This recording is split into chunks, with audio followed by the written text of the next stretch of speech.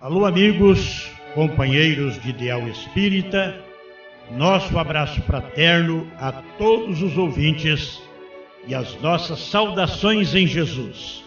Eu, Hélio Dias e Lenice Varanda, iniciamos hoje mais um programa Vultos do Espiritismo. Vamos homenagear as grandes figuras do Espiritismo no mundo e no Brasil, personalidades fundamentais na decodificação de nossa doutrina espírita e sua divulgação. A contribuição destas personalidades para o planeta Terra e o mundo espiritual reforçam a nossa convicção. A terceira revelação de Cristo é a porta para a grande renovação de nossa constelação crística. O programa será em capítulos semanais, apresentando a vida e obra dos grandes mestres do Espiritismo. Ave Cristo para os grandes vultos do cristianismo.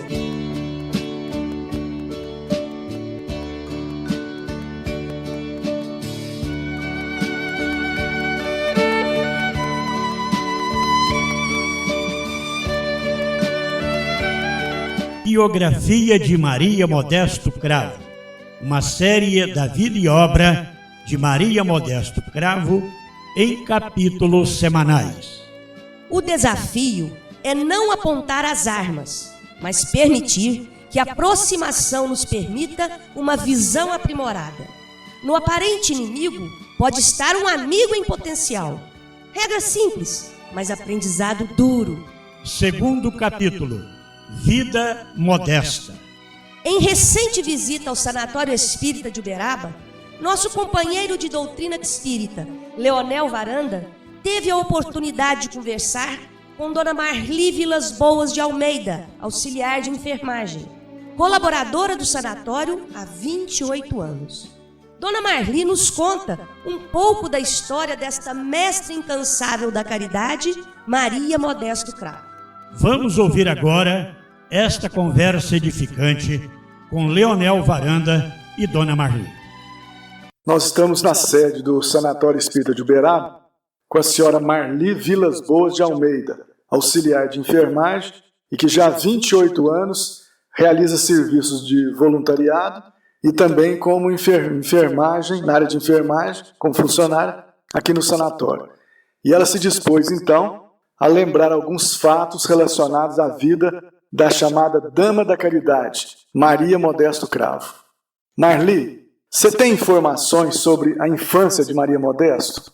Olha, a informação que eu tenho é que ela tinha muitos irmãos e que ela ficou órfã quando ela era ainda criança, né? Ela ficou órfã com tanto de irmão. Aí a tia dela, segundo nos relatos dos livros, a tia dela que foi ajudar a criar eles, né? Então, a informação que eu tenho dela de criança é essa. Muito bem. Nós temos a informação de que ela começou um desequilíbrio físico e mental ainda na infância. E você tem informação sobre isso? E quando é que ela foi levada a Sacramento para ter contato com Eurípides Barçanufo? De que forma isso aconteceu? Isso aconteceu quando ela casou, ela morava em Uberaba, casou com o Major Nestor Cravo e transferiu para Belo Horizonte, quando ela já tinha em seu lar a primeira filha, Euretimia, aí que apresentou as primeiras influenciações, né, espirituais. Então, aí o seu Nestor, esposo dela, achou então prudente trazer ela de volta para Uberaba, como lá já tinha ido em vários médicos, né? Desde o primeiro ao quinto médico, então vieram que ela apresentou uma ferida na perna também, e eles falou que tinha que amputar a perna dela, não só a ferida na perna, mas como ela teve um desequilíbrio também mental. Então ela foi trazida para Uberaba. Seu pai acha prudente, então, levá-la para Sacramento, para o apóstolo sacramentando, Eurípides de Barçanufo. E lá ela permaneceu por algum tempo. O tratamento dela foi logo iniciado o tratamento, não só espiritual, como também material. O organismo dela também se achava muito debilitado. Então, o tratamento dela era o passe, o evangelho e água frutificada. Então, assim que ela melhorou, ela se retornou a Uberaba. Marli, você tem informação a respeito da família dela? Porque nós sabemos que ela veio de família católica, de seio católico. Havia resistência no seio da família quando ela foi levada para Sacramento e começou logo depois o trabalho na área espírita? Olha, pelo que eu sei, realmente, ela é de família católica. Mas pelo que eu sei, pelos livros que a gente lê, pelas informações que a gente tem, não teve resistência não, que o pai dela mesmo é que levou ela até Sacramento para submeter o tratamento espiritual com Eurípides de Barçanufo. Até então, não teve nenhuma resistência, não. Muito bem. Nós sabemos que a Dama da Caridade, assim chamada, promoveu diversos serviços de assistência fraterna em Uberaba. Você poderia citar, por exemplo, alguns deles, como o Ponto Bezerra de Menezes, o Sanatório Espírita, o Lar da Caridade, Lar da Caridade, né?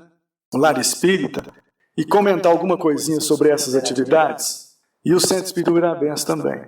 Olha, ela foi sócia, né? Ela foi a primeira mulher a ser a sócia do Centro Espírita Uberabense, né? Ela foi sócia, foi convidada a ser sócia do Centro Espírita Uberabense, e em seguida seu esposo. E ela também fundou também a loja maçônica Estrela da Manhã, né? Que chama, né? A loja maçônica que tem na Praça Quintiliano, Comendador Quintino. E ela fez vários, ela não só foi a desbravadora do sanatório, a fundadora, não. Ela fez vários outros trabalhos, ela fazia visita aos leprosários, ela fazia visitas aos presídios, levando alimentos, levando conforto, levando a fraternidade, né? levando amor àquelas coisas, às famílias pobres, enfermas, né? Daquela época, né? Então ela fazia essas visitas, ela fez, então no lar espírita também, tinha as crianças também que ela cuidava, ela tinha também uma tarefa, ela fazia o evangelho com as crianças, aqui no sanatório, ela levava as pacientes para TO, né, que foi ela no caso aí, tem uma sala lá que hoje é a TO, então ela levava essas pacientes para pregar botão, para casear, para poder costurar, aqui dentro do sanatório. E também ela ajudou muito também tinha festa, antigamente no lar espírita tinha a festa das violetas, né? Festa das violetas. Então ela colaborou muito, não só aqui no sanatório, mas no lar espírita, no centro uberabense, aqui no sanatório. Ela fez vários e vários trabalhos doutrinário, como também de caridade. Marli, falando especificamente sobre o Sanatório Espírita, quando e por que a Dona Maria Modesto fundou o Sanatório Espírita de Uberaba e a influência de Eurípides Barçanufo? Então, quando ela veio, quando ela terminou, quando ela melhorou, quando ela estava pronta já, que ela já tinha melhorado daquele estado que ela se encontrava, então Eurípides disse para ela que ela já podia retornar e que ela pertencia a uma falange de espíritos, de espíritos missionários, a falange de Vicente de Paula, de espíritos de espíritos, como é que fala? Elevados. Missionários, desculpa. Então ela pertencia a essa falange. Então ela fundou em 1929, ela fundou o Ponto Bezerra de Menezes. Então lá foi ficando pequeno, porque ela acolhia os pobres, acolhia as pessoas, as mães, mães solteiras que não tinha casa, que não tinha lar, que os pais não aceitavam. Gente que moradores de rua. Então aí foi ficando pequeno. O Ponto Bezerra de Menezes era na rua Bernardo Guimarães 38, ao lado de sua casa. Então ela fundou esse ponto lá, então foi ficando pequena, então ela tinha que fundar uma casa para os obsidiados, que eram tantos. Então, sob a orientação de Bezerra de Menezes, então foi lançada a pedra fundamental aqui no sanatório, né? Então aí ela antes dela fundar, antes da pedra fundamental, ela procurou vários engenheiros da época e ninguém quis fazer a planta para ela. Então, mediunicamente, ela recebeu a planta, então aí que deu início à construção aqui do sanatório, que começou e parou por várias e várias vezes, falta de recurso, né? Aí o pessoal da comunidade doava pedra, doava tijolo, outros doavam espécie de dinheiro, outros, cada um doava o que podia. E quando foi isso? 1928. Foi fundada em 6 de janeiro de 1928. A pedra fundamental foi lançada, então, pelo presidente uberabense, Dr. Henrique Crick. Ele era, sabe, presidente do Centro Uberabense. Muito bem.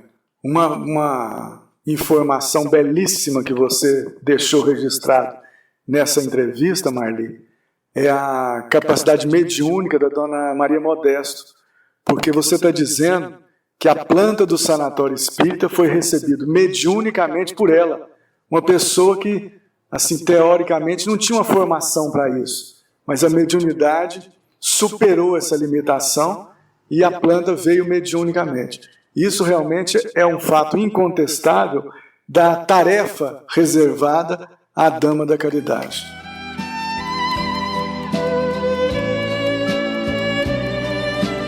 Chegamos ao final do programa Vultos do Espiritismo, com Hélio Dias e Lenice Varanda, apresentando a série Vida e Obra de Maria Modesto Cravo. Voltaremos na próxima semana com o 3º capítulo da série Vida e Obra de Maria Modesto Cravo, capítulo 3, Obra Modesta. Uma boa semana a todos vocês e Ave Cristo em nossos corações.